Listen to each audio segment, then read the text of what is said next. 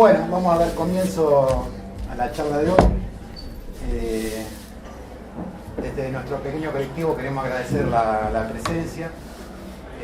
También bueno, agradecemos a la Escuela de Bellas Artes, del Salón, a los compañeros de la Giraldo que apoyaron esta iniciativa, de la Biblioteca Giraldo, que tienen una mesita con material de allí adelante.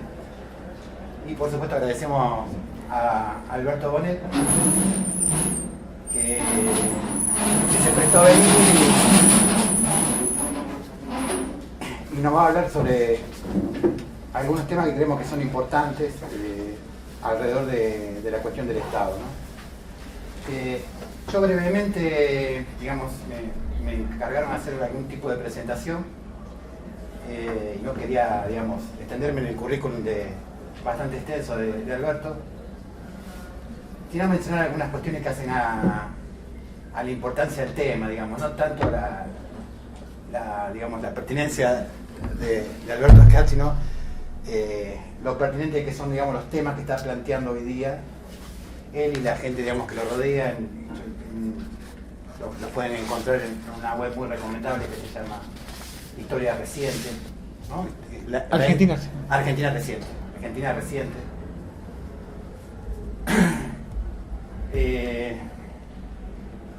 Y bueno, desde nuestro pequeño colectivo de, digamos, militantes, si se quiere, le damos una importancia muy grande a cuestiones del estudio y la formación y el desarrollo de posiciones políticas a partir de un estudio más o menos riguroso, digamos, de los temas.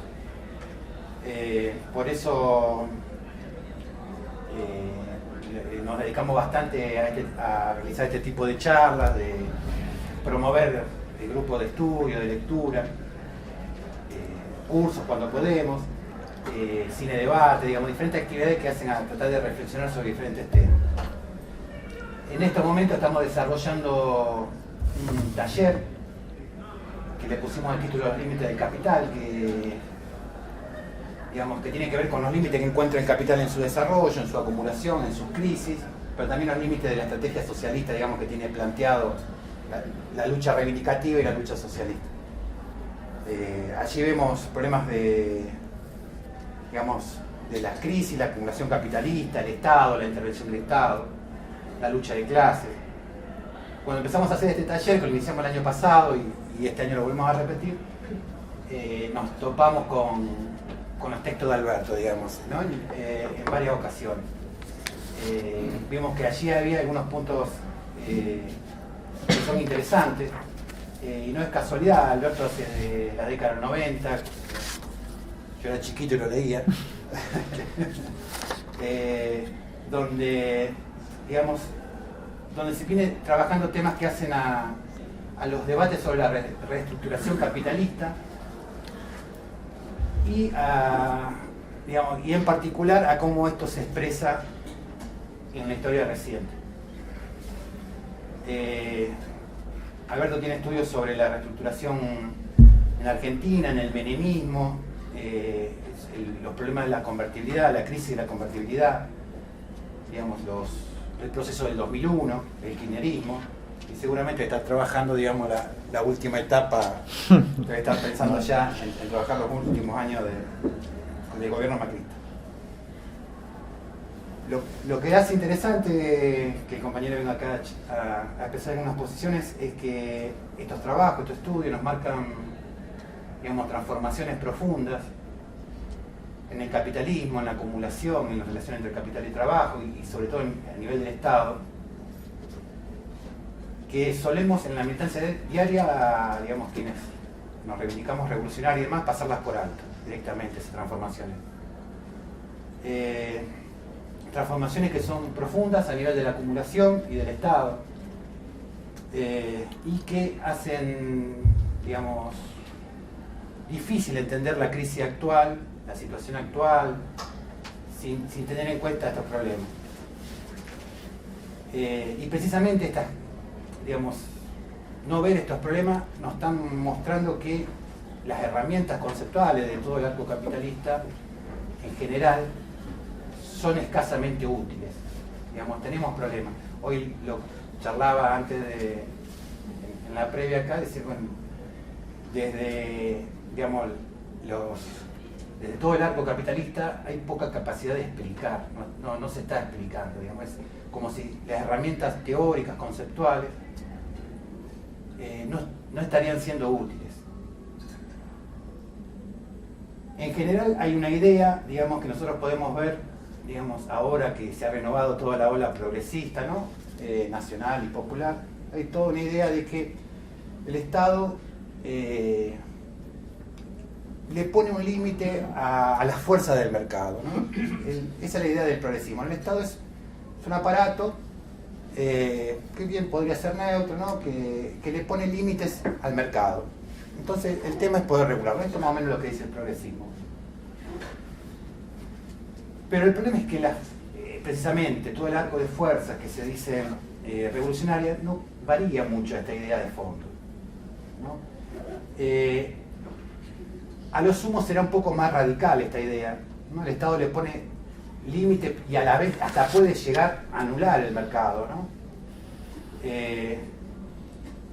Que, digamos, pareciera que el Estado estaría ocupado por fuerzas malignas, digamos, y ahí estaría la naturaleza reaccionaria de las políticas del Estado. Y de esta manera se llega a un punto en que el socialismo se llega a entender como una extensión del Estado, ¿no? Estatizamos y nos vamos acercando al socialismo. Esta es la idea, digamos, común, vulgar, generalizada que hay de lo que sería el socialismo. Digamos que llegado a este punto se ha perdido todo norte para comprender qué es el capitalismo, qué es la acumulación, qué es el Estado. Y por supuesto, junto con ello, cualquier posibilidad de pensar una sociedad organizada a partir de la autoorganización de los productores, libremente asociados. Las situaciones de crisis como las actuales, digamos, hacen mucho más patente esta insuficiencia en nuestro análisis. Y digamos que es totalmente necesario volver a pensar, digamos, volver en temas, digamos, como la centralidad entre capital y trabajo, derivar allí las formas actuales de la explotación, ¿no? De la dominación. Y es un poco lo que proponemos a partir de una serie de actividades y esta charla en particular. Entender qué es la forma Estado, qué es el Estado, cuáles son las formas de Estado que se ajustan a cada momento de la lucha de clase y demás. Bueno, un poco a eso viene a hablarnos Alberto. Acá sí que lo dejo con él. Bueno, gracias Roberto y todos los que participaron de la organización, y gracias a todos por estar acá. ¿Se necesita el micrófono o es solo para grabar? No, está ¿Sí? O sea, se escucha así nomás ya. Ah, buenísimo. Bueno, lo que habíamos quedado, igual ustedes me corrigen si esperaban otra cosa, pero lo que habíamos quedado un poco con Roberto y en la organización era hacer una charla inicial un poco más o menos extensa, introduciendo un poco algunos aspectos de la problemática del Estado, y después sí hacer un debate, una ronda con lo que les interese más específicamente de esto. El punto de partida de la charla son un poco, en buena medida, las preocupaciones que planteaba Roberto antes, a las que no voy a hacer referencia en realidad, pero tienen que ver con eso, ¿no? La incorporación de algunas discusiones y alguna bibliografía marxista sobre el Estado se remonta, como decía Roberto, en parte nuestra, digamos, mía y de otros compañeros, a los 90, cuando fue el proceso de reforma del Estado. Y después cobró otra relevancia diferente cuando fue el proceso del ciclo de gobiernos populistas o progresistas en América Latina y la renovada confianza en la intervención del Estado. Pero digamos, el Estado estuvo en el centro de mis preocupaciones y de algunos otros compañeros por los mismos motivos que señalaba Roberto antes. Yo no pensaba hacer referencia a eso, pero ese es el punto de partida implícito, digamos, de lo que voy a exponer. Lo que iba a exponer, sobre todo al comienzo, sí es mucho más abstracto, mucho más teórico, sobre todo el punto de partida. Pero, lamentablemente, no se puede, me parece, enfocar en serio el problema del Estado sin partir de un nivel bastante alto de abstracción teórico sobre el problema del Estado. El Estado solo se puede definir a ese nivel y no queda más remedio que hacerlo a ese nivel. Y después, en todo caso, de a poco, lentamente voy a ir bajando a cuestiones más específicas, más prácticas, más inmediatas de la problemática del Estado.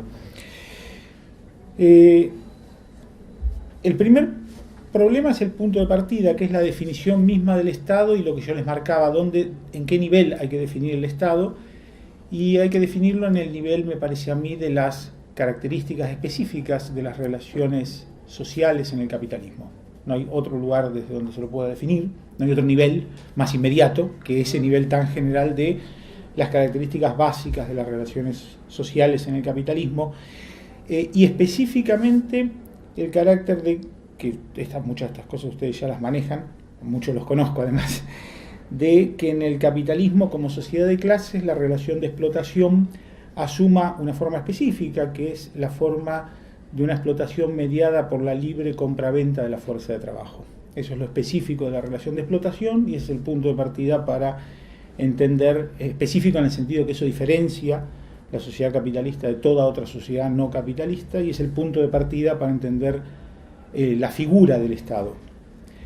El hecho de que la relación de explotación esté mediada por la libre compraventa de la fuerza de trabajo hace que el elemento coercitivo propio de esa relación de explotación, porque es una relación de clase, se exteriorice, cobre una existencia separada de la propia relación de producción, de la propia relación de explotación, y ese es el origen de la derivación del Estado. El hecho de que en el Estado, específicamente en la sociedad capitalista y no en otras sociedades, cobre esa forma diferenciada o particularizada, es otra forma de decirlo, específica, diferenciada. Paro un segundito ahí. En este nivel me es difícil dar ejemplos, pero por lo menos para ampliar el argumento. Primero digo sociedades no capitalistas a propósito, uso esa expresión para incluir, por supuesto, toda sociedad precapitalista. En ese concepto de no capitalista, en general está incluido toda sociedad previa al capitalismo, pero también sociedades como la sociedad soviética, donde esta separación entre productor y medio de producción a través de la compraventa de la fuerza de trabajo, en mi opinión, aunque hay todo un debate sobre la naturaleza de la Unión Soviética, no se cumple. Y en ese sentido el Estado soviético es otra cosa, no es un Estado capitalista como lo estoy definiendo acá. Por eso uso la expresión no capitalista, para referirme tanto a sociedades, formaciones estatales precapitalistas, como en paralelo al capitalismo como se desarrolló en el ex bloque del Este.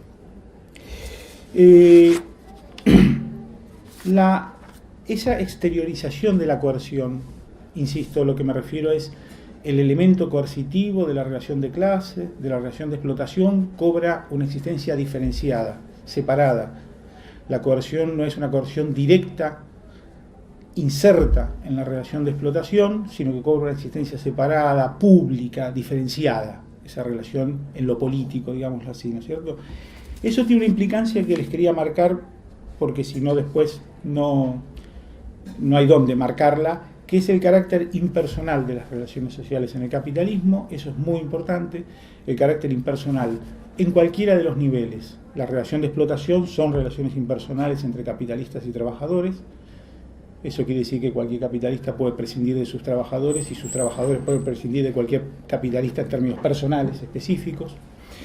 Y las relaciones de dominación también son impersonales. Las relaciones de autoridad política y súbditos, entre autoridades políticas y súbditos, son también relaciones impersonales, y esto es muy relevante para entender después los conceptos de autoridad política propiamente dicha y de burocracia de Estado, que son conceptos impersonales muy específicos del capitalismo, así como parecen.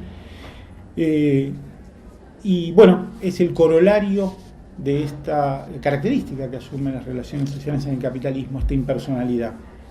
Por otro lado, esto es secundario, pero en realidad la constitución de clases sociales en sentido estricto tiene como condición de posibilidad también la impersonalidad. Justamente porque las relaciones entre capitalistas y trabajadores son impersonales, se enfrentan como clases y no como personas. Entonces la impersonalidad además es un supuesto de la constitución de las clases mismas en el capitalismo. Y esto es un producto histórico basta recordar la lucha de la burguesía naciente en contra del poder despótico personal político y la plasmación de eso en las constituciones, etc. Esto es un resultado de un proceso histórico, o sea, despersonalización incluso de las relaciones sociales. Bueno, esto es un... volviendo al eje de mi argumentación, lo que planteaba es que, bueno, esta separación plantea una separación entre la esfera de lo económico y de lo político. Y este es el punto de partida para entender el Estado. El capitalismo es una sociedad donde lo económico y lo político son esferas diferenciadas, separadas, y eso lo diferencia de otras sociedades. Toda esta argumentación que estoy haciendo es una argumentación muy, en términos de sus orígenes, muy dependiente del debate alemán de la derivación del Estado, que publicamos con un compañero las traducciones de todos esos textos, en particular de Hirsch. Hirsch es el que sigue esta línea de argumentación que estoy exponiendo acá, no la estoy inventando yo, digamos, ¿no? En el capitalismo, entonces, las relaciones sociales se escinden, asumen dos formas diferenciadas, como decía Roberto usó el concepto de forma, efectivamente, asumen dos formas diferenciadas. Para entender ese fenómeno, primero tenemos que entender el concepto de forma. No me voy a detener sobre el concepto de forma porque es filosofía pura, pero porque el concepto de forma es el concepto que usa Marx para referirse a la forma de mercancía, a la forma de dinero, es el mismo concepto que estoy usándolo acá para referirme a la forma de Estado, pero es un concepto prehistórico ya, ¿no? Aristóteles, Hegel, ¿no? Viene de toda esa larga tradición el concepto de forma. Definámoslo sumariamente como modo de existencia de algo. Lo que estoy diciendo simplemente es las relaciones sociales en el capitalismo asumen dos modos de existencia diferenciados, uno político y uno económico, entre comillas. Asumen la forma de Estado enfrentado con la forma de capital, por decirlo de alguna manera, digamos. ¿Cómo pensar esta relación? Ese es el punto más complejo, me parece, la argumentación sobre la definición del Estado, porque hay que tener en cuenta tanto la separación como la unidad. Y eso es lo que nos cuesta, porque es un problema dialéctico. Hay que pensar esas dos formas diferenciadas de lo económico y lo político como una, como dice Holloway en algún texto, separación en la unidad. O sea, la naturaleza de clase de esas relaciones es la misma, pero existe de dos modos diferenciados. La naturaleza de clase de lo económico y lo político es la misma, pero asume dos modos de existencia diferenciados. Esa idea de separación en la unidad es la más compleja para entender el Estado y la relación del Estado después con la sociedad, digámoslo así, ¿no? Que tampoco es una relación de pura separación, digamos, ¿no es cierto? Toda esta argumentación tan abstracta en este nivel, y no puedo evitarlo, tiene una serie de implicancias en sí mismas, ¿no es cierto? Lo económico y lo político se constituyen como esferas separadas, van a tener legalidades o racionalidades separadas, es lo que uno puede constatar, por ejemplo, ahí sí puedo empezar a bajar algún ejemplo, una empresa pública y una empresa estatal, la misma, una empresa pública y una empresa privada, la misma empresa, cuando cambia de rubro o de esfera, cobra una racionalidad distinta. Ahí se ve cómo lo público, digamos, la esfera de lo económico y la esfera de lo político tienen racionalidades diferenciadas. Y este es históricamente el origen de que se constituyan simultáneamente, como tienen racionalidades diferenciadas, se constituyan disciplinas diferenciadas en la transición hacia el capitalismo, ¿no? Que surjan simultáneamente la economía política clásica y la filosofía política. Una para explicar la esfera del mercado, el contrato social, y la otra para explicar la esfera del mercado, el funcionamiento de la mano invisible del mercado en Smith o cosas semejantes, digamos, ¿no? Dos racionalidades, dos legalidades diferenciadas que dan lugar a problemáticas y disciplinas incluso diferenciadas, ¿no? Tiene su lógica que se constituyan como separadas, ¿no? Ahí se alusiona a la cuestión histórica. La relación entre lo político y lo económico habría que pensarla, me parece, y esto se diferencia de algunos planteos marxistas de este problema, hay que pensarlo como una relación de constitución conjunta o co-constitución de esas esferas. O sea, no se constituye la esfera de lo económico y después de ahí emerge la esfera de lo político. No, ni histórica ni lógicamente se puede pensar así. Hay una co-constitución, constitución conjunta de esas esferas en su diferencia. O sea, traducido históricamente, si uno dijera, lo que pasa es que en las sociedades precapitalistas lo económico y lo político estaban mezclados, eso sería anacrónico. No estaban mezclados, no existían. se co-constituyen juntos en la transición hacia el capitalismo como esferas diferenciadas. Antes no había tal diferenciación, no tenía sentido pensarlo ni siquiera como fusionado, digamos así. Era una relación esclavista, una relación feudal, no tiene mucho sentido esa disquisición, digamos, ¿no? Hay una idea de co-constitución. Por eso, una idea muy corriente y muy común, la célebre metáfora base-superestructura de Marx, es una metáfora didáctica que alguna vez Marx usó en algunos de sus razonamientos, pero no es especialmente interesante para pensar este problema. Más bien la relación es una relación dialéctica, donde lo económico y lo político se median mutuamente. No hay una base superestructura, no hay una deducción de lo político a partir de lo económico. Lo que hay es una constitución conjunta. Si uno lee atentamente a una referencia clásica, si uno lee atentamente algunos momentos del Capital de Marx, lo ve. Todo el capítulo de la acumulación originaria, para ver la co-constitución conjunta de la esfera de lo económico y lo político. No está diagramado en términos de la transición hacia el capitalismo. En Marx no está analizada en términos de se constituyeron relaciones capitalistas en la esfera económica y emergió de ahí el Estado. No es el razonamiento de Marx. Hay una permanente intervención de ese Estado aún precapitalista, absolutista, en la constitución de relaciones capitalistas en la esfera de lo económico. Hay una relación mucho más dialéctica que no es esto surge de esto, sino inmediación mutua históricamente, digamos, ¿no? Y si uno piensa más lógicamente incluso en las relaciones de explotación, de compraventa de la fuerza de trabajo, esa también hay una relación de mediación de lo político y lo económico. Compraventa de la fuerza de trabajo suena muy económico, pero en Marx está explícitamente planteado el requisito de que esos que están interviniendo ahí sean personas. Y las personas se definen jurídicamente y no se pueden definir sin Estado. Entonces, lo político está mediando la relación de compraventa de la fuerza de trabajo ya desde el vamos, en su constitución como agentes que son personas jurídicamente, ¿no? Entonces me parece que esta idea de constitución conjunta de esas esferas en el capitalismo es más interesante para pensar esa relación, ¿no? Y una última cosa que es una advertencia que es importante igual porque dio lugar a debates.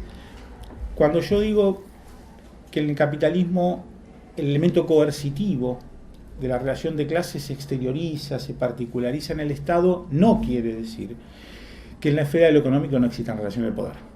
Eso es una cosa elemental, pero importante. No es que la relación, el elemento coercitivo desaparece de la relación de explotación. No, sigue existiendo.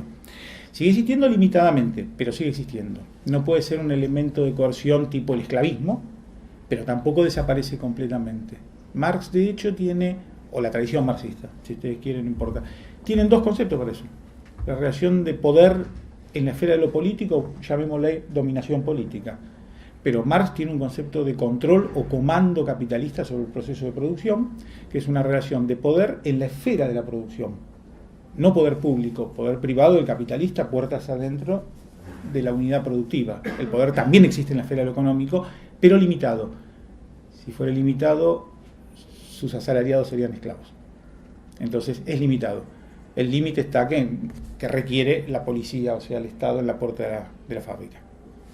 Ser complementada por la esfera de lo coercitivo público en la puerta de la fábrica, digamos, ¿no? No alcanza la coerción privada en la unidad productiva.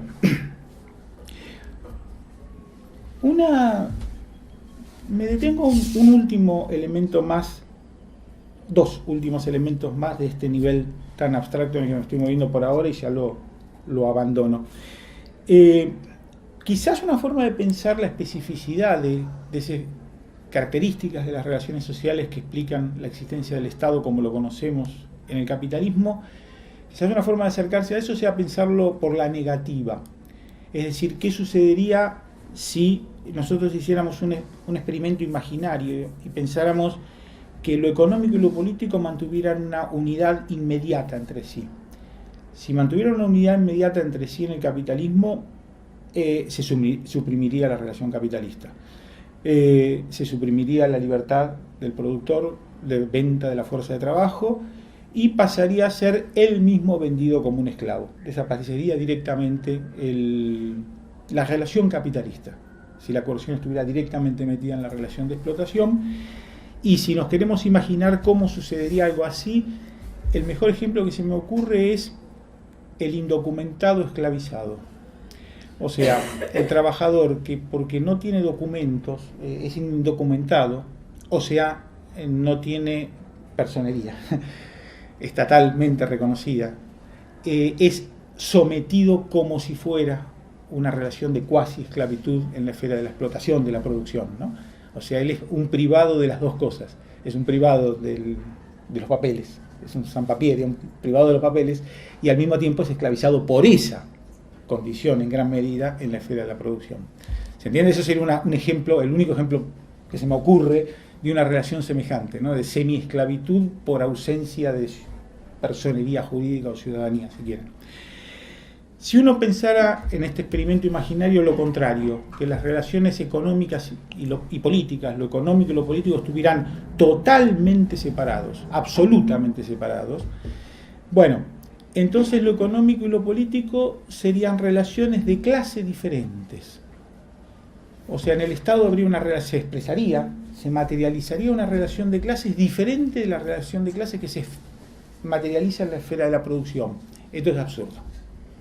Esto es absurdo y es impensable para cualquier sociedad y no solo para la capitalista, que convivan dos relaciones de clase diferentes simultáneamente asumiendo dos formas distintas.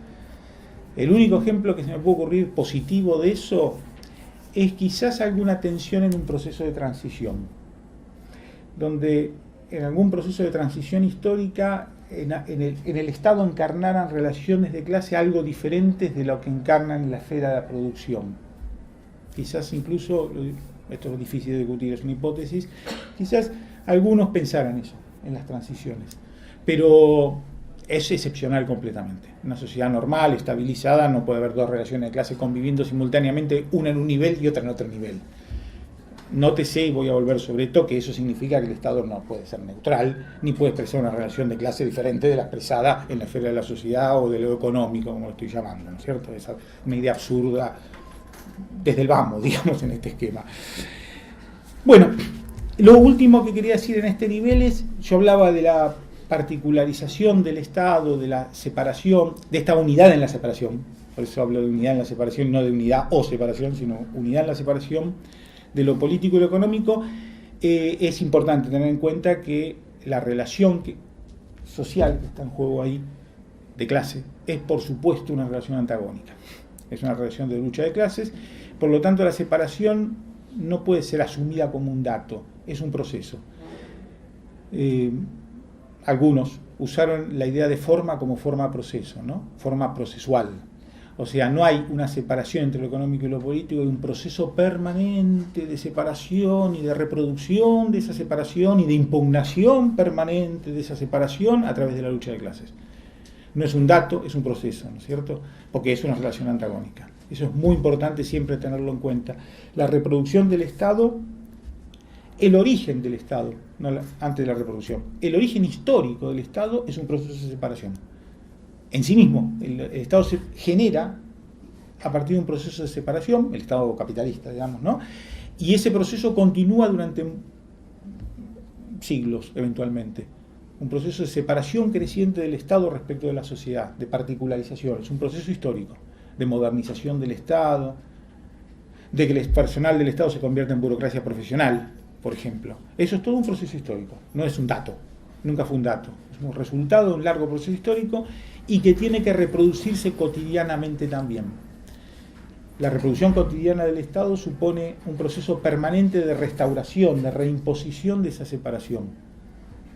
Un ejemplo que me gusta porque es muy brutal. Cuando un gobierno denuncia una huelga, tomo este ejemplo solo porque era donde era más reiterado este fenómeno, como en los 80, los gobiernos de Alfonsín que denunciaban el gobierno de Alfonsín denunciaba las huelgas generales como huelgas políticas. ¿En qué consiste el significado último de la denuncia? En que hay que separar lo económico de lo político, que la huelga es un recurso de lucha económica, no política, que no se le está prohibiendo a la clase trabajadora hacer política a través de la huelga. La política tiene que ser en las elecciones, no a través de la huelga. Eso es un proceso de separación, es un proceso de separación de lucha económica con lucha política, o esfera de lo económico con esfera de lo político, que es condición de posibilidad para la reproducción del Estado. Si esa separación es impugnada, el Estado desaparece directamente, en última instancia. Entonces, es un proceso eso, que se da a través de lucha de clases permanente, digamos, no es un dato. Eso lo quería marcar porque si no es todo muy estático, la argumentación. Bueno, salgo de esta esfera al fin. ¿Se entendió algo? Ahora que me voy de la esfera de lo abstracto.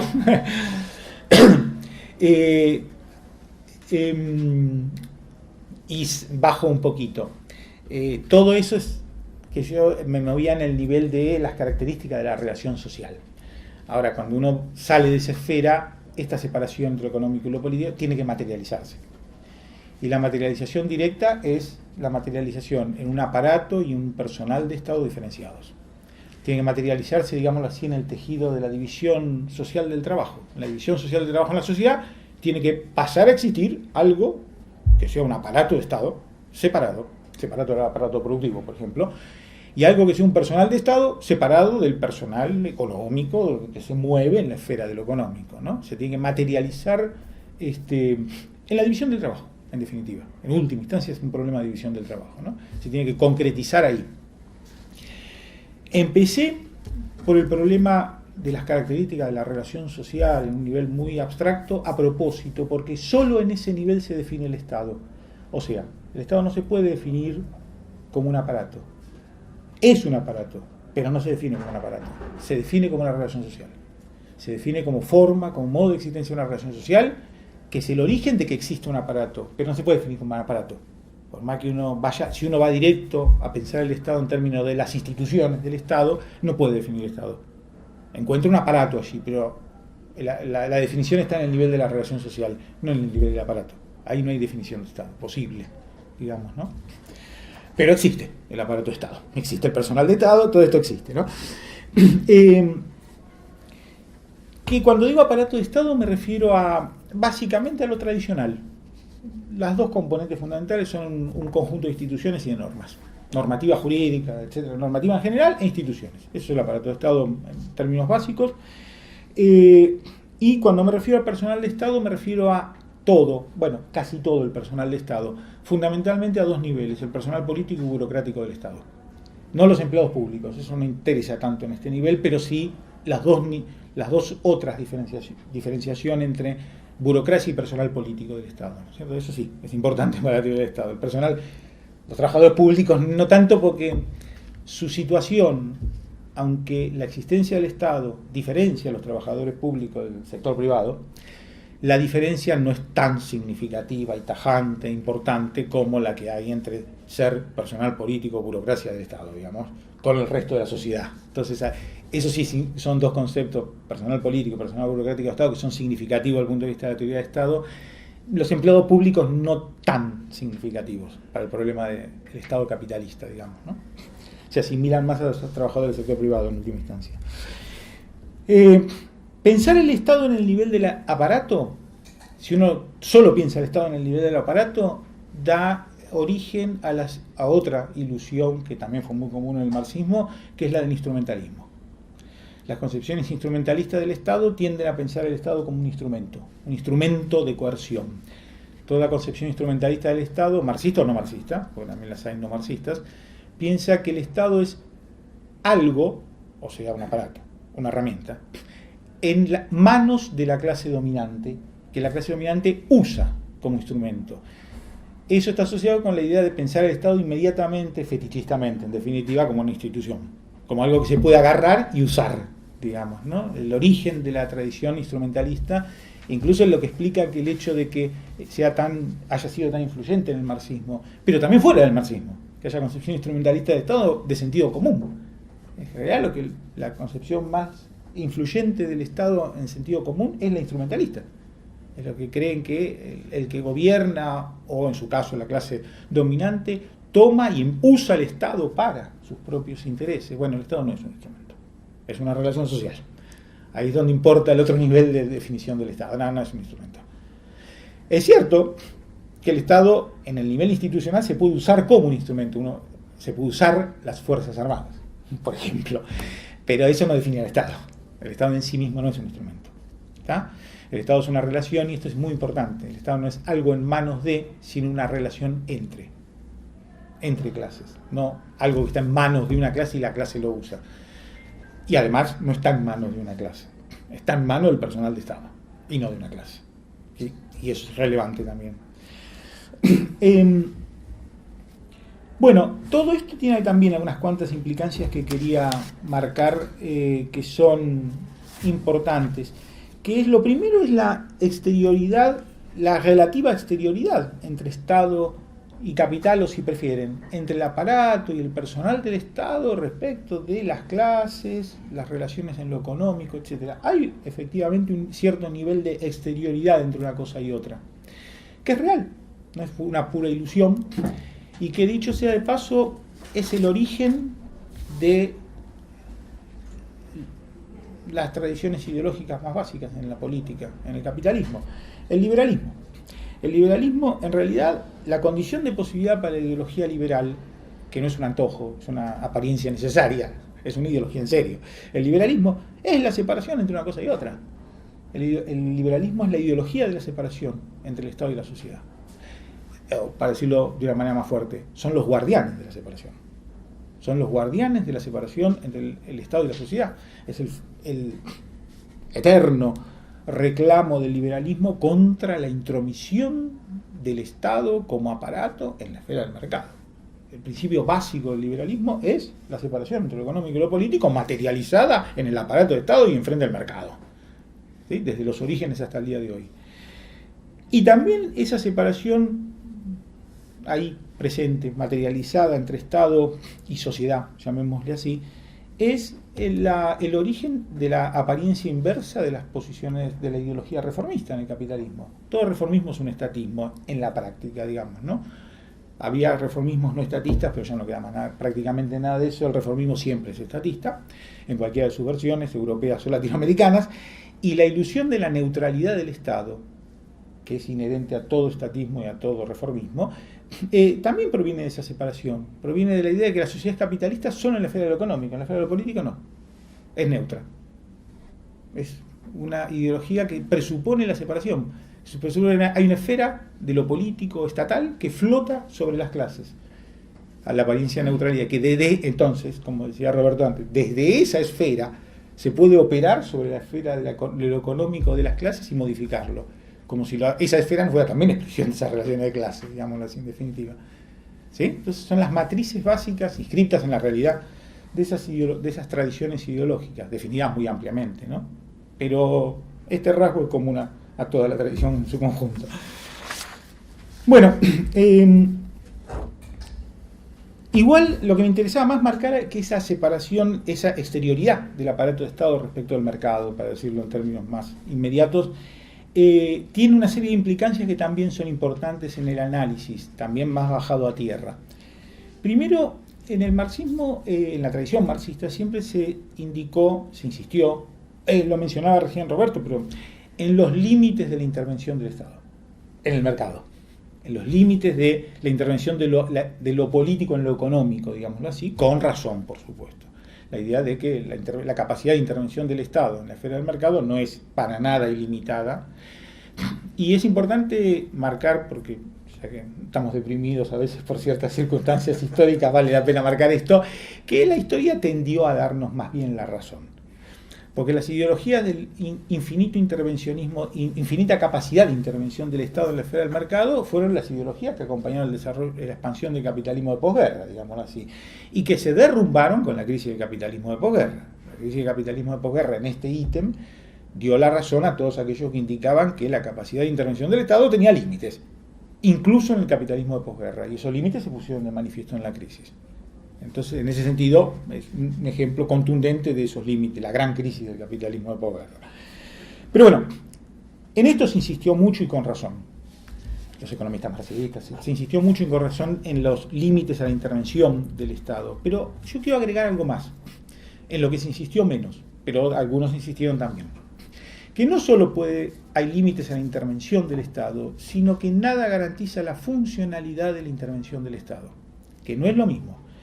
Una cosa es que el Estado puede intervenir en el mercado con ciertos límites, Y otra es decir que, y además, nada garantiza que intervenga de una manera funcional a la reproducción capitalista, funcional al sostenimiento del mercado, etcétera, sino que incluso puede intervenir disfuncionalmente. Es un argumento que Hirsch, muchos autores, muchos igual, a pesar a esta altura ya, señalaron, digamos. No solo hay límites, sino que hay disfuncionalidad. El Estado puede intervenir de manera contradictoria con la reproducción capitalista, además. Y agravar la crisis. No poder resolverla frente a una crisis, por ejemplo, sino incluso agravarla. Intervenir de una manera que agrava la crisis en lugar de resolverla o posponerla o lo que fuere, digamos, ¿no? Este problema de la disfuncionalidad de la intervención estatal es muy importante porque abre la posibilidad de pensar algo que es muy poco trabajado en el marxismo, que es cómo interviene el Estado. A ver, no, esto no es lo poco pensado en el marxismo. El marxismo se analizaron políticas económicas, en la tradición de la teoría crítica del Estado, etc. Sino, lo digo más exactamente, cómo funcionan las políticas públicas en el capitalismo. La teoría de las políticas públicas, que es un campo que siempre se abandonó en manos de el mainstream de la ciencia política burguesa, digamos, norteamericana sobre todo, se le entregó ese campo diciendo, bueno, acá no hay nada interesante que decir. Sí, hay bastantes cosas interesantes que decir en cómo funciona la política pública, a través de la cual interviene el Estado en el mercado y en la sociedad, digamos, ¿no? En general. ¿Cómo interviene? Bueno, ¿por qué se abandonó primero ese campo? Se abandonó porque se suponía la funcionalidad. Entonces, si se supone que siempre interviene en función de los intereses de la burguesía y que eso es funcional con los intereses de la burguesía, entonces no hay un problema muy importante en saber cómo interviene realmente el Estado, cómo funcionan las políticas públicas. Si uno pone en duda ese supuesto, entonces el tema de cómo funciona la intervención del Estado, las políticas públicas, cobra una dimensión más interesante, digamos, ¿no? La hipótesis que algunos barajaron, como Hirsch, Holloway, Beers, nuestro O'Donnell en un texto prehistórico, es la hipótesis del ensayo y error. El Estado no interviene racionalmente, interviene por ensayo y error, por prueba, y cuando la prueba no falla, reconocimiento de error y nueva prueba. Una racionalidad de ensayo y error y no una racionalidad perfecta de intervención. Esto me parece lo más prometedor en este terreno y es perfectamente coherente, me parece a mí, con varias de las cosas que señalaba y que tienen que ver con el funcionamiento del capitalismo. Sobre todo con un hecho básico, el proceso de reproducción del capital, o sea, de la sociedad capitalista, es un proceso anárquico para Marx. Y sigue siendo un proceso anárquico. Y sobre ese proceso anárquico no hay conocimiento racional ni por parte de la propia burguesía, ni por parte del personal de Estado. Si uno reconoce el carácter anárquico de la reproducción capitalista, y si uno reconoce que la conciencia, ese proceso no es transparente, ni siquiera para los propios capitalistas, entonces mal va a poder ser transparente para los funcionarios del Estado.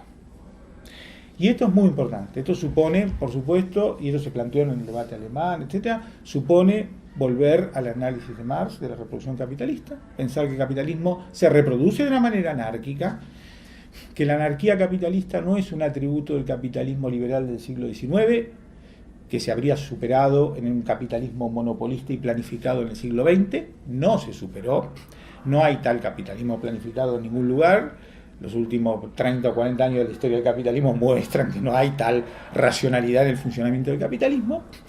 Y entonces, de ahí se deduce, se infiere directamente que no hay quien controle la reproducción capitalista en su conjunto.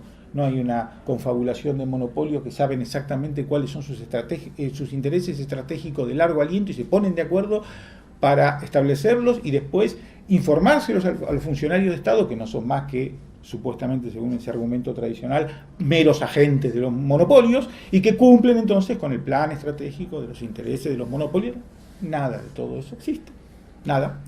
No hay una conciencia de conjunto y estratégica del proceso, no hay una conciencia colectiva, no hay una capacidad del capital, de la clase capitalista de construcción y un interés colectivo de largo aliento. Eso está vedado por el funcionamiento de la reproducción capitalista, por la naturaleza del funcionamiento de la reproducción capitalista. Entonces mal puede haber una política pública inspirada en semejante cosa. No hay nada de todo eso. Lo que hay es un ensayo y error permanente del personal de Estado para ver si invoca.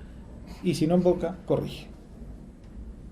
Esa es la lógica que se sigue de suponer que el capitalismo no es una sociedad planificada. Ni nunca lo fue, ni lo es en nuestros días, digámoslo así, ¿no es cierto? Entonces digo, por eso es importante, me parece eso. Hay un célebre, que no casualmente en el debate de la derivación hay un artículo muy importante, aunque parezca parcial, específico, de una alemana llamada Margaret Wirth, que criticaba la teoría del capitalismo monopolista de Estado. Y todos sus corolarios, incluyendo la idea de que el Estado es un instrumento de los monopolios, que el personal de Estado y que la propia burguesía pueden tener conciencia de su interés colectivo de largo aliento y todas esas cosas, digamos. Todo el paquete, el combo junto. Y de ahí derivaba la idea de que la política asume la forma de ensayo-error también para la propia burguesía, en definitiva. Cuando digo anarquía de la reproducción capitalista, ¿a qué me refiero? Quiero también aclarar un poquito eso.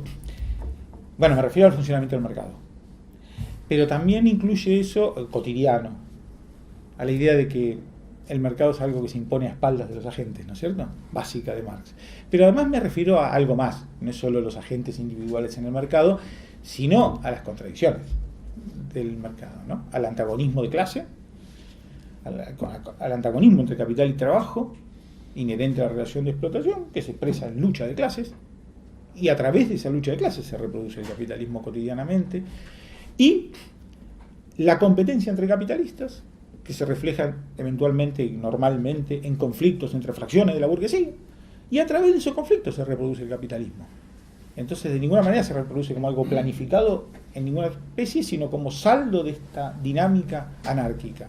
Y esto sin incluir otro tipo de conflictividades presentes en la sociedad capitalista, que estoy haciendo abstracción acá. Estoy concentrándome solamente en relaciones de clase, en definitiva. No estoy metiendo en el medio otros conflictos, otras demandas que pesan sobre el Estado, etcétera, de diversos grupos, como contradicciones patriarcales, por decir un ejemplo. ¿Sí? Me estoy concentrando exclusivamente en la dimensión de clase de la reproducción capitalista y no en otras dimensiones. Habría que sumar todas las otras dimensiones al análisis de la reproducción social, digamos, ¿no?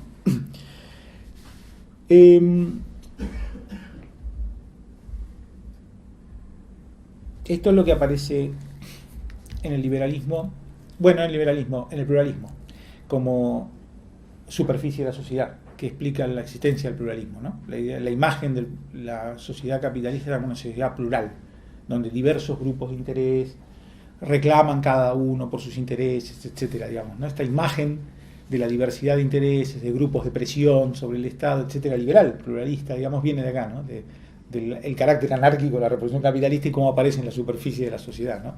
Y cómo le aparece el Estado. ¿Cómo le aparece el Estado? Como una enormidad de demandas que pesan sobre el Estado, todas diferentes, contradictorias entre sí, y bueno, si atiende a una no atiende a la otra necesariamente, o con una ventanilla atiende a una y con la otra atiende a la otra, y bueno, porque así le aparece el proceso de reproducción de la sociedad frente al Estado, frente al personal del Estado, ¿no es cierto? Bueno, vuelvo para atrás, ¿no? Después en todo caso me meto más con esas cosas más específicas, pero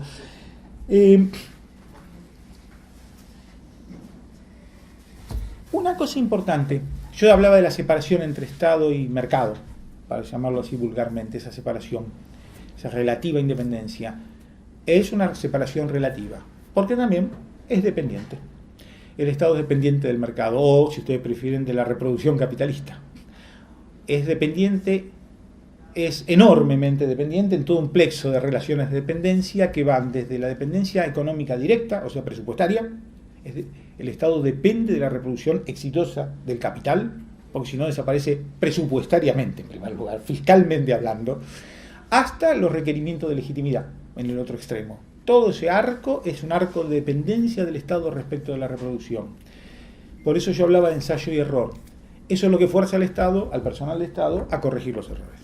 El error no puede ser infinito. Si la política pública es contradictoria con los requerimientos de la reproducción del capital, insondables, pero no importa, los requerimientos de la reproducción de capital ad infinitum, entonces se derrumba la reproducción capitalista y el Estado. Entonces hay una relación de dependencia del Estado respecto de la reproducción capitalista. En ese sentido, el Estado es un momento de la reproducción capitalista, también, dependiente de las condiciones de la reproducción. El error no puede ser infinito, porque si es infinito, entramos en el colapso generalizado, en la crisis económica y política general, digamos, y se derrumba esa relación. Esta dependencia es muy importante también. Hay una separación del Estado, pero al mismo tiempo hay una dependencia del Estado respecto a la reproducción, que siempre los análisis hay que tenerla en cuenta, digamos así, ¿no es cierto? Tercer elemento o implicancia de esto que también quería marcar. El problema del personal de Estado. Otro campo que en el marxismo no está desarrollado en general. En las críticas, en la teoría crítica, en las concepciones críticas sobre el Estado capitalista no se le da mucha bolilla. No hay teoría de la burocracia. No existe una teoría marxista de la burocracia. O se usa la palabra, el concepto, sobre todo para discutir la Unión Soviética, esos fenómenos, pero no hay teoría marxista de la burocracia. Es toda teoría de la sociología de la burocracia weberiana, etcétera, pero no hay, en el marxismo no hay nada de todo eso prácticamente, y tampoco hay una teoría del personal político del Estado. ¿Por qué? Bueno, si uno supone que la política pública, la intervención del Estado, simplemente por algún motivo extraño, refleja directamente las necesidades del capital, entonces no es muy importante el personal del Estado. Si uno piensa que toda política pública satisface automáticamente por algún misterioso mecanismo la reproducción del capital, ¿para qué fijarse en lo que hace realmente la burocracia, el personal político del Estado? Si total, hacen lo que es necesario para el capital. Si uno piensa el personal político del Estado como mera correa de transmisión, como mero instrumento de la burguesía, tampoco es tan importante preocuparse por su funcionamiento, por su comportamiento, etcétera, porque son meras correas de transmisión. En última instancia, son neutras, son correas de transmisión de los intereses de la burguesía. Ahora, si uno piensa la relación de una manera un poco más compleja, entonces no es así.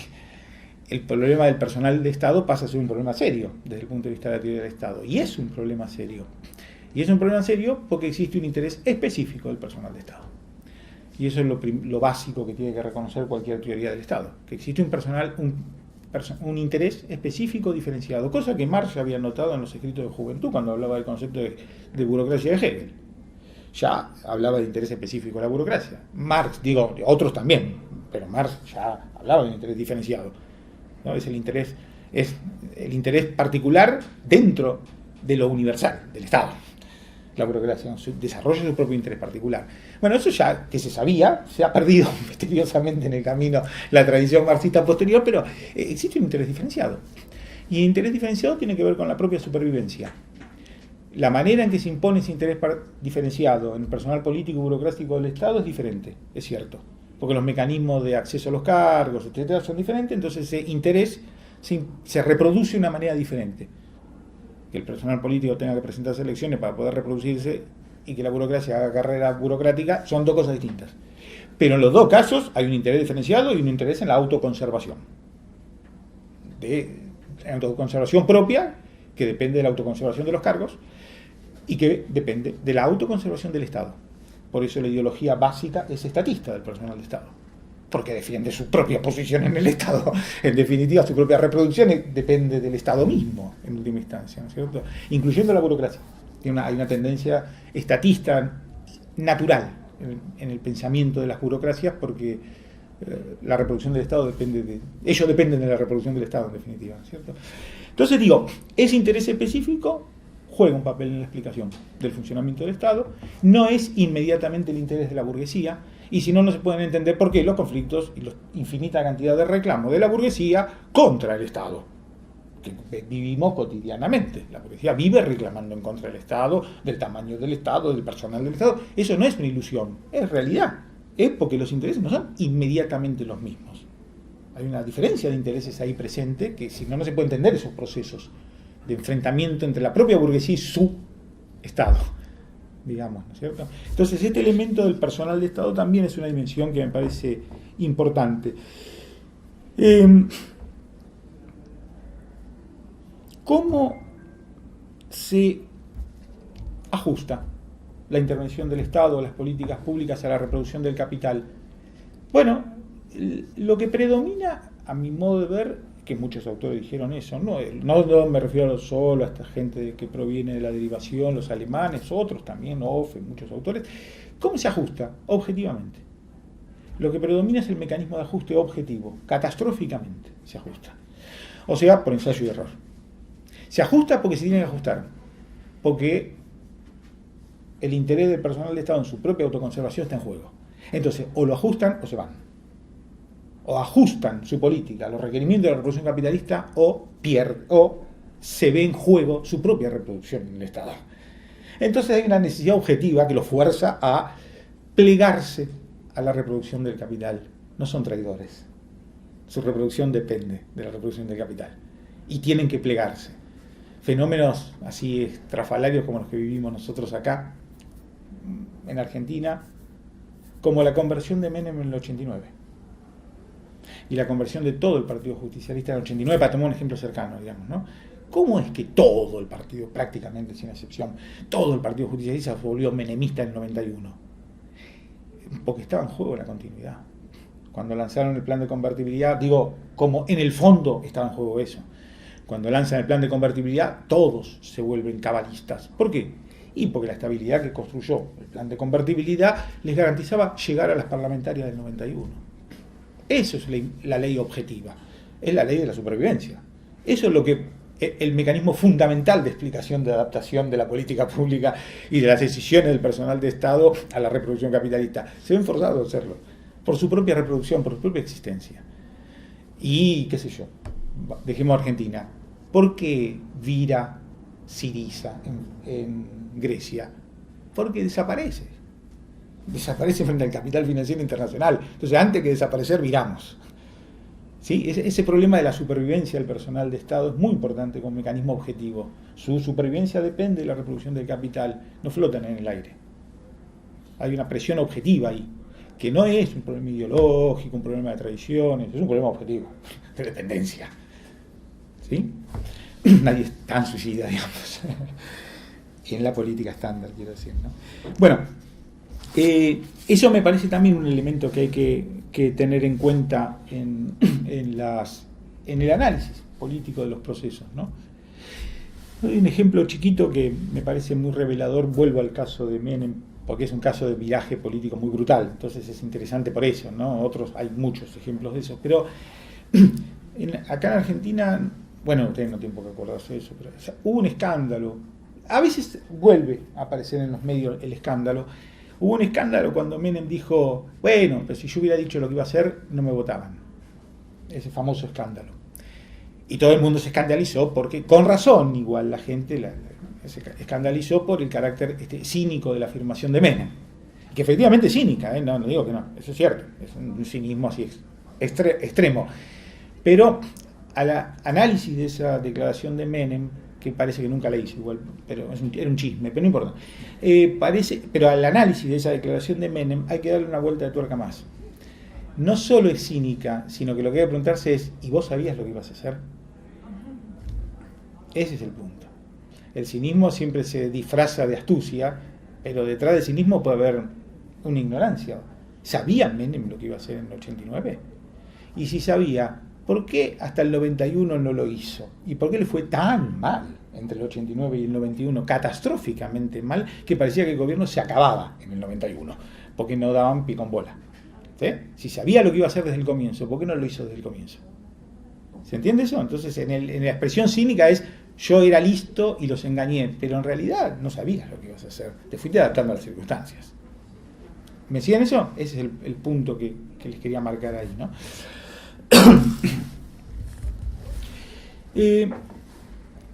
Una cosa de esta relación, una implicancia de esta relación que muchos también marcaron, los que mencionaba, ¿no? Hay muchas tradiciones en eso, Hirsch, etcétera, Pulanzas también, algunos estructuralistas, de esta relación entre Estado-mercado, Estado-reproducción capitalista, es el hecho de que el carácter ese conflictivo de la reproducción se instala en el propio Estado después. O sea, que la lucha de clases y los conflictos interburgueses atraviesan el Estado. el aparato de Estado y el personal del Estado, que no son ajenos, no los enfrenta solo como algo externo, sino que al mismo tiempo que los enfrenta como algo externo, se le instalan adentro al Estado y atraviesan el Estado. Y esto es decisivo para entender un montón de cuestiones de la teoría, del problema de la teoría de Estado. Esto implica que ni el aparato de Estado institucional, normativo, ni el personal de Estado son monolíticos. No son monolíticos. Están fragmentados y son muy contradictorios. Porque ese carácter anárquico de la reproducción del capital lo atraviesa el Estado también. Entonces el Estado mismo se vuelve fragmentario y anárquico. ¿Sí? Eso significa, ¿qué quiere decir contradictoriedad? Significa que bien, es normal, todos los días, que un sector del aparato de Estado lleve adelante una política y otro sector del mismo aparato de Estado, bajo el mismo gobierno, etcétera, lleve otra política distinta, contradictoria con la del primero. Eso es normal, porque se expresa así el hecho de que las contradicciones lo atraviesen al Estado. Y es lo mismo con el personal, o que la legislación vaya en un sentido y simultáneamente vaya en otro sentido contradictorio. Y sí, las contradicciones jurídicas son parvas, cada tanto tienen que limpiar todo el aparato de la jurisprudencia de contradicciones, empezar a detectar contradicciones y eliminarlas porque se van acumulando ahí contradicciones que tienen que ver con la lucha de clases, los conflictos, que se plasman jurídicamente y ahí lo tienen. El Estado no es un monolito, ni siquiera, es contradictorio y atravesado por todos esos conflictos. Esto es así. En ese sentido, una cosa que anda circulando mucho en los últimos tiempos, se puso medio de moda, es la idea de pulanzas, ¿no? Y ellos la pusieron de moda algunos políticos, como Linera en Bolivia y demás. La idea de que el Estado es la condensación de una relación de fuerzas, ¿no es cierto? Se lo entiende así el Estado capitalista, ¿no? Lo definía así Pulanza, condensación de una relación de fuerzas. Eso es peligroso, esa definición, peligrosa. El Estado no es una condensación de una relación de fuerza entre clases. El Estado es un modo de existencia de una relación de clase, decíamos antes, que no es lo mismo. Aunque sí es cierto que condensa relaciones de fuerza. ¿Se ve la diferencia? Una cosa es el modo en que existe la relación de clase y otra es que en el aparato de Estado condensan relaciones de fuerza entre clases. Eso es cierto, pero eso no define el Estado, porque si eso definiera el Estado sería neutro. Sería una mera condensación de una relación de fuerzas cambiante. Si cambia la relación de fuerzas, cambia la naturaleza del Estado. Bueno, no cambia. El Estado capitalista está definido como forma, no cambia su naturaleza de clase, porque las relaciones de fuerza que expresa el aparato de Estado se modifiquen. ¿Se entiende? Eso es lo que quiero marcar, eso es muy importante esa definición, no es una mera condensación. Pero es cierto que condensa relaciones de fuerza en el Estado, por supuesto, en el derecho y en todas las instituciones, ¿no? ¿Cuán contradictorio o no contradictorio es el aparato de Estado, el personal de Estado, los distintos grupos dentro del aparato del personal de Estado, etcétera? Siempre son contradictorios, pero depende de dos cosas, sobre todo, de la forma de Estado y el régimen político. Hay formas de Estado y regímenes políticos que son más permeables a la contradicción y otros que son más rígidos frente a las contradicciones esas, son más cerrados frente a las contradicciones sociales, y depende de la coyuntura, por supuesto. La coyuntura como la del 2001 o la del 88 de Alfonsín. Bueno, el nivel de fragmentación del aparato de Estado es enorme, pero es enorme porque hay una crisis tan profunda que entonces el aparato de Estado ya no se sabe ni qué es. Primero es impotente, o sea, no es nada, no tiene ninguna capacidad de intervención. Pero además, cada segmento del aparato de Estado está todo dividido por fracciones, porque la crisis es tan profunda que el gobierno le entrega la política agraria a la sociedad rural, le entrega la política industrial a la UIA, le entrega la política de trabajo a la CGT, le entrega la política, y entonces claro, la política de conjunto es cualquier cosa, porque la crisis es tan grande, la fragmentación del aparato de Estado por la coyuntura, que ahí no hay más política ya directamente unificada alguna, digamos, ahí adentro, ¿no? O sea, y depende de la forma de Estado, y el régimen político. Una democracia parlamentaria, etcétera, procesa más fácilmente las contradicciones. Todo indica eso. Tiene los mecanismos parlamentarios, etcétera, para el procesamiento de contradicciones de una manera que se expresan mucho más fácilmente. Las contradicciones de clase, entre fracciones de la burguesía, etcétera. Una dictadura militar es un poco más impermeable. Y eso también es importante porque la tendencia que tienen las dictaduras militares como la nuestra a volverse, lo digo simplificado, autistas frente a la sociedad, a cobrar autonomía y como ser impermeables frente a la sociedad en general, a los reclamos de la propia burguesía también me refiero, ¿no? Y a los reclamos de la burguesía que reclaman que tener una ventanilla por donde poder acceder. Eso es una dinámica típica de una dictadura, ni que hablar del nazismo, pero ¿se entiende esa cuestión? De la idea del carácter más monolítico de la forma de Estado, el régimen político instaurado, la vuelve también más sorda a los reclamos y a los conflictos de intereses, etcétera, de la sociedad. Hay una cosa que señala Hirsch, que es muy inteligente sobre este problema, que es la fragmentación y la contradictoriedad del aparato y del personal de Estado son un límite a la intervención del Estado, porque el Estado no puede actuar unificadamente, monolíticamente, etcétera. Limitan la capacidad de intervención del Estado. Nuevamente, lo vuelven a limitar, ¿sí? Pero al mismo tiempo son condición de posibilidad de intervención, porque el Estado está interviniendo en una sociedad conflictiva. Entonces, si él mismo no se fragmentara para poder responder, tampoco podría responder. Si fuera demasiado monolítico, respondería mal también. Y esa es la contradicción de la dictadura, de la figura de la dictadura. Incapacidad de respuesta frente a los conflictos sociales por su propio monolitismo. Se ve esa dinámica, hay una dialéctica ahí que es muy interesante de esas figuras que dependen del régimen político. Son problemas estructurales, no coyunturales esos. Bueno, dos puntos más quería marcar de esto, así como estaba hablando ahora del aparato, del personal de Estado, la materialización de la relación, del Estado como relación, dos puntos más y voy ya cerrando. Hasta ahora hablé de la separación entre lo económico y lo político, la particularización del Estado, ese tipo o la separación entre Estado y mercado también, ¿no? Haciendo una asimilación que es incorrecta. O sea que ahora la quiero corregir. Lo que pasa es que es más fácil decirlo así hasta ahora, pero que asimilaba lo político con el Estado. Y eso está mal. Es una simplificación que usé hasta ahora, decir lo político es el Estado, lo político no es el Estado. Y ahí también eso anuda un montón de problemas que son muy importantes para el análisis de la teoría del Estado, etcétera, sobre todo ahora, contemporánea, digamos, ¿no? Lo político no es el Estado.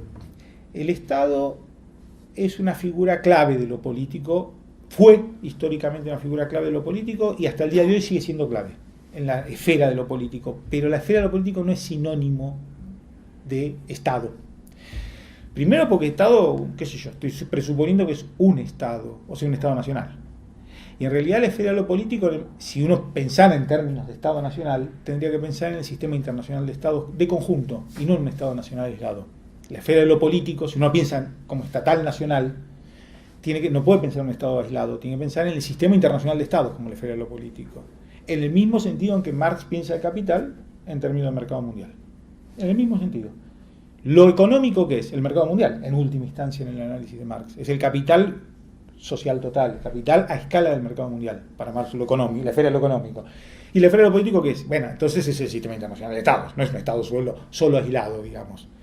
¿Sí? Esa es la primera corrección que es muy importante. Bueno, me quedo un segundito en esta corrección. El Estado, el sistema internacional de Estados, no es un amontonamiento de Estados. Ese es el tema. O sea, no es que entonces uno dice, bueno, no importa porque si uno suma a todos los estados le da al Estado el sistema internacional de Estado. No, el sistema internacional de Estado es un sistema que opera como sistema, no como amontonamiento de estados nacionales. Opera de manera sistemática. Sus elementos se definen en tanto componentes del sistema. Bueno, las soberanías se definen por la negativa, no se definen en abstracto, se definen porque termina mi soberanía donde empieza la tuya. Entonces, elementos constitutivos de la definición de un Estado nacional dependen del sistema y no viceversa. El sistema no es un amontonamiento de Estados nacionales. El sistema es lo que constituye a los Estados como Estados nacionales. Opera como el capital global, pasa lo mismo en la explicación de Marx respecto a los capitales domésticos. ¿Se entiende esto? Entonces, en la constitución sistemática, el sistema es importante ahí, la escala internacional. El problema del Estado no se puede plantear a escala nacional, salvo haciendo mucha abstracción, pero si no, es un problema internacional.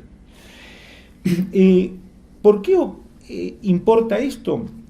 Hay cosas básicas de eficacia del sistema que lo hacen que funcione así como sistema. A ver, lo digo metafóricamente, el sistema internacional de estados uno se lo puede imaginar como un sistema de cárceles contiguas, en el sentido de que el individuo sale de una cárcel y entra en otra cárcel. O sea, no tiene espacio libre. Eso es parte de la efectividad del sistema, no tener espacio libre. Abarcar el planeta conjunto, entonces vos salís de este estado, entonces te metes en el otro.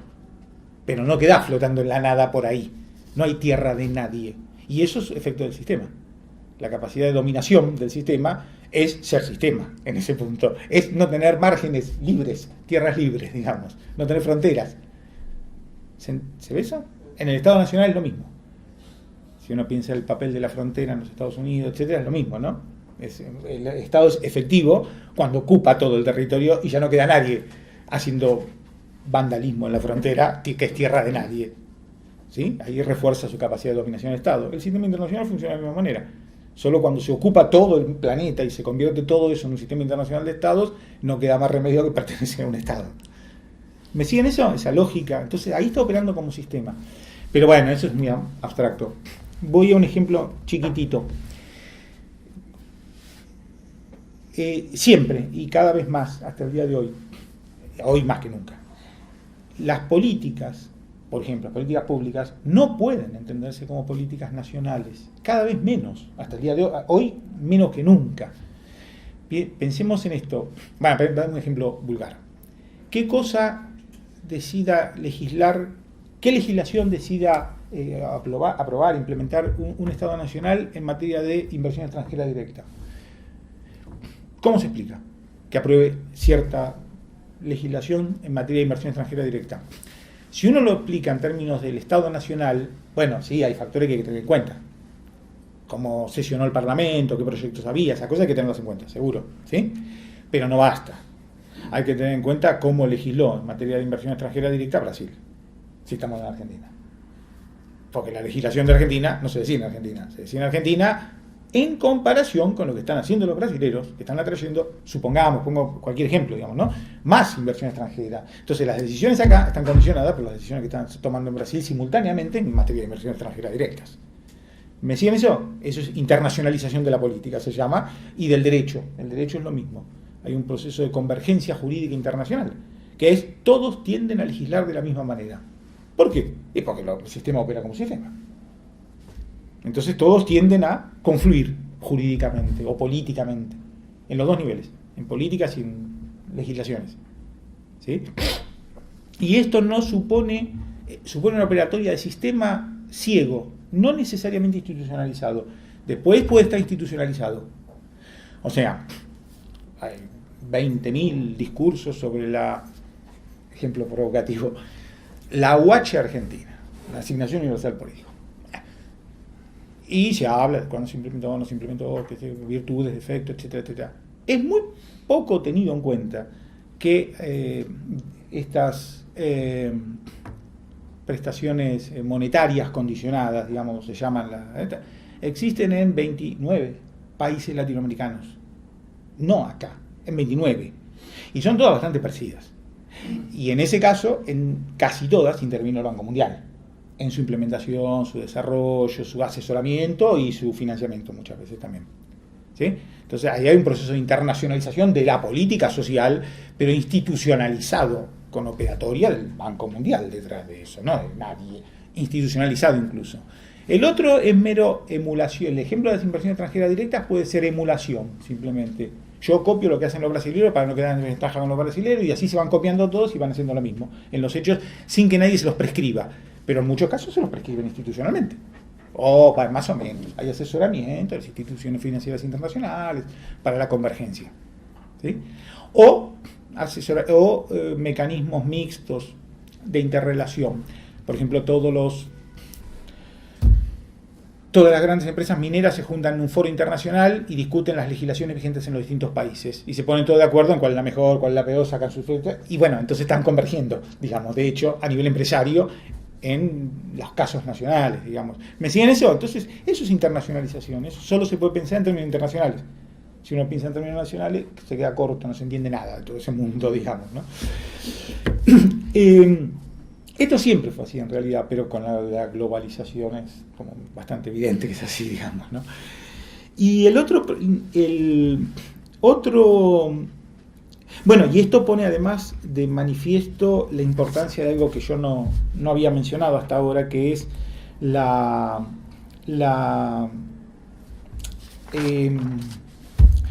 el problema de la relación entre Estado y territorio, que yo no lo mencioné hasta ahora, lo dejé de lado, hice abstracción del problema del territorio, pero no es una abstracción. La relación Estado-territorio es tan relevante como las definiciones clásicas, ¿no? de Engels, por ejemplo, o de Weber, ¿no? Es el territorio así. Sí, la territorialidad de esa relación es muy significativa, que hasta ahora yo no lo había mencionado en esa relación. Este es, entre paréntesis, me parece a mí... Bueno, y segundo nivel, antes de pasar a esto que les iba a comentar, es la esfera de lo político tampoco se reduce al sistema internacional de estados, además. Porque yo ya empecé a mencionar recién instancias, organizaciones internacionales, organismos financieros internacionales. Si uno va para arriba, ahí flotando sobre el sistema internacional de Estado hay organismos. Y hay que ver hasta qué punto, funcionalmente hablando, se pueden reducir a los Estados miembros en su política. Lo que quiero decir es, lo dejo abierto, pero hasta qué punto la política del Fondo Monetario Internacional responde a los intereses de la política de los Estados Unidos o de los miembros del directorio del FMI. Y hasta qué punto no es simplemente la política del capital financiero internacional. No de Estados Unidos, del capital financiero internacional. ¿Me siguen? Eso habría que verlo. Si es la política del capital financiero internacional, entonces no se puede tampoco reducir a los Estados miembros. Está operando en otro nivel con otra lógica. El Banco Mundial y todos ellos es lo mismo, digamos, ¿no? Entonces, digo, y además la esfera de lo político subnacionalmente abarca cosas, obvio, que no son estados nacionales, porque están en la esfera subnacional. Hay que ver qué posición tienen los partidos políticos, el sistema de partidos, todo eso en la esfera de lo político, que es obvio, y que no son un estado nacional tampoco. ¿Sí? Entonces, digo, la esfera de lo político sería esa complejidad ahí, ¿no? A nivel... Cierro esto en ese punto, un último comentario. A las discusiones a nivel internacional, de la esfera de lo político a nivel internacional, bueno, a mí me parece que en ese terreno habría que encarar, bueno, no lo digo yo, lo dicen otros, ¿no? Replantear los problemas y las deficiencias de las viejas teorías del imperialismo. O sea, habría que replantearlas en términos de cómo se articula la esfera de lo político internacional con la esfera del mercado mundial. Con una teoría de la esfera de lo político internacional combinada con una teoría del mercado mundial y ver cómo se articulan esas dos esferas. Y eso puede ser más fructífero para la corrección de ajuste. De hecho, sucedió.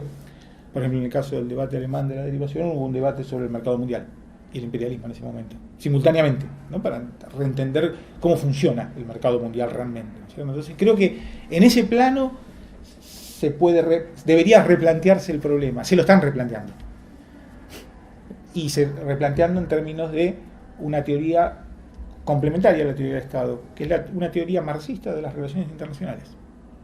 Una cosa que el marxismo no tiene es una teoría de las relaciones internacionales. Y si uno presenta la teoría del imperialismo, no reemplaza la teoría de las relaciones internacionales, y ninguna teoría del imperialismo, por su definición, puede reemplazar una teoría de las relaciones internacionales, y bueno, esa teoría de las relaciones internacionales es lo que se necesita para articular esto global, digámoslo así, ¿no es cierto? Que se está desarrollando, ¿no? Se está discutiendo en Europa, etc. Bueno, el hecho de que este desfasaje que yo planteaba, y cierro con eso este punto, desfasaje entre Estado como Estado nacional y lo económico global del mercado mundial, obviamente tiene implicancias muy importantes, ¿no? No son coextensivos. Entonces todo lo que se haga en el Estado nacional tiene el límite de que está inserto en un mercado mundial. Eso es obviamente así, ¿no es cierto? Eso es un límite a la intervención del Estado tajante y contundente en términos de qué es el límite de su soberanía. Más allá de su soberanía, toda intervención del Estado es limitada y se la limita el mercado mundial. Dice llanamente, digamos, ¿no? Si uno lo lee como Estado nacional, digamos así, ¿no es cierto? Bueno, ya estamos como en las 8, ya tendríamos que, ¿no?, ir cortando. Bueno, un último comentario de tipo más, muy abstracto también como todo esto, pero político, más político.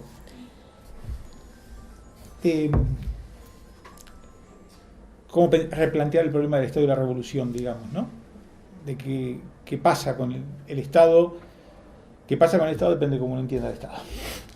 Qué hacer con el Estado depende de cómo uno entienda el Estado, de la definición de Estado, etc. Esto suena muy abstracto, por supuesto, suena muy abstracto por lo mismo que yo decía antes. Decía, no hay territorio sin un Estado nacional constituido, o sea, sin un Estado capitalista. Entonces, eso significa que no hay comunismo o ausencia de Estado en ningún lugar del planeta, por lo tanto es muy abstracto el problema este, ¿no es cierto? Pero no tan abstracto como parece a veces. A veces se nos suele objetar, bueno, pero lo que vos decís no existe en ningún lugar del mundo, ¿no? Lo que vos pensás no existe en ningún lugar del mundo, es cierto. En lo inmediato es cierto, pero existe como tendencia, podría responder Marx. O sea, si uno analiza los procesos de lucha de clases más intensos, revolucionarios del pasado, es cierto que hoy no existe ninguna sociedad comunista o sociedad sin Estado, pero hubo tendencias en ese sentido, en esas coyunturas. Y uno puede leer a partir de la teoría del Estado, las tendencias de esas coyunturas, las tendencias que ponen en marcha o activan esas coyunturas. Ahora voy a lo concreto. La tendencia a la superación del Estado. La tendencia a la superación del Estado, que si uno lo entiende como yo lo planteaba recién, hoy es la tendencia a la superación de la separación entre lo económico y lo político. Si uno piensa el concepto de separación entre lo económico y lo político y examina ciertas experiencias revolucionarias del pasado, uno ve que hay tendencia a la superación de esa escisión en ciertos momentos muy radicales de la lucha de clases. La Comuna de París. Cuando Marx no sabe qué hacer con la Comuna de París y dice, bueno, la forma al fin descubierta de la emancipación del trabajo. Nosotros nos equivocamos, dice Marx en el Manifiesto Comunista, ¿no? Nos equivocamos, dijimos que había que tomar el Estado, pero no hay que tomar el Estado, hay que destruir el Estado y reemplazarlo por una nueva forma, que es esta que está acá. No sabemos muy bien qué es, aparte duró 2 meses y pico. ¿No? Ahora va a haber mucha discusión sobre la Comuna de París, se cumple el aniversario el próximo año, así que va a haber actividades y eso. Pero bueno, ahí nada, está surgiendo una forma nueva, que no está muy claro que reconozca la separación entre lo económico y lo político como un Estado capitalista. Eso que estaba en germen ahí en la Comuna. Obviamente, duró 2 meses y medio. Pero después están los consejos obreros.